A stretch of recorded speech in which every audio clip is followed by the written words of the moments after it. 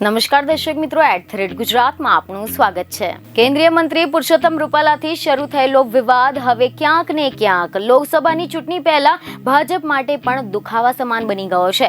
રૂપાલાની ઉમેદવારી રદ કરવાના મામલે રાજ્યભરના ક્ષત્રિય સમાજમાં ભારે રોષ હોવા છતાં પણ ભાજપ દ્વારા તો રૂપાલાની ઉમેદવારી યથાવત રાખવામાં આવી છે અને આના કારણે ક્ષત્રિય સમાજે હવે પુરુષોત્તમ રૂપાલા સહિત ભાજપ સામે પણ ખુલ્લો મોરચો માંડી દીધો છે અને હવે ક્ષત્રિય આંદોલનની આગમાં માત્ર રાજકોટ લોકસભા બેઠક પૂરતી નથી રહી, પરંતુ હવે આ આગ અનેક બેઠકો પર અસર કરશે, કારણ કે એવા રિપોર્ટ મળી રહ્યા છે કે ક્ષત્રિય સમાજના 4 સંમેલનની જાહેરાત કરવામાં આવી છે।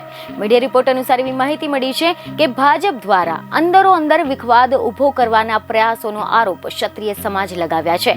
ક્ષત્રિય સંકલન સમિતિના પ્રવક્તા કરણસિંહ ચાવડાએ પત્રકાર પરિષદમાં એવી જાણકારી આપી કે તાલુકા દીઠ, વોર્ડ દીઠ મિટિંગો કરવામાં આવી રહી છે અને દરરોજ રાત્રિ સભાઓ કરીને મતદારોને સમજાવવાના પ્રયાસો કરવામાં આવી રહ્યા છે।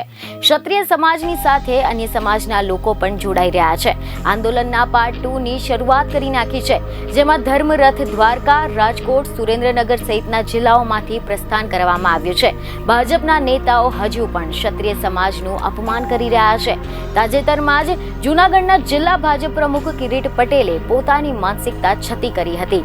પુરુષોત્તમ રૂપાલાના શિષ્ય હોય તેમ રાજાઓ અને તેમની રાણીઓ પર ટિપ્પણી કરી અને એવું કહ્યું હતું કે રાણી બાળી, બોબડી, લૂડી કે પછી લંગડી જેવી હોય તો પણ તેના કુખે જન્મ લેનાર રાજા બનતો હોય છે, હવે મતપેટીમાંથી રાજા બને છે, એવું કહીને અપમાન કર્યું હતું।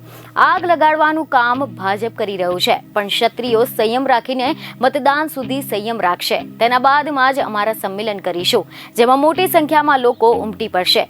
27 એપ્રિલના મહેસાણાના વિસનગરમાં સંમેલન યોજાશે। આના બાદમાં ગુજરાત સ્થાપના દિવસે એટલે કે 1 મેના રોજ આણંદના મહાસભા અને મહાસંમેલન યોજાશે। 2 મેના રોજ જામનગરમાં ક્ષત્રિય સમાજનું મહાસંમેલન યોજાશે, જેમાં મોટી સંખ્યામાં લોકો ઉમટી પડશે।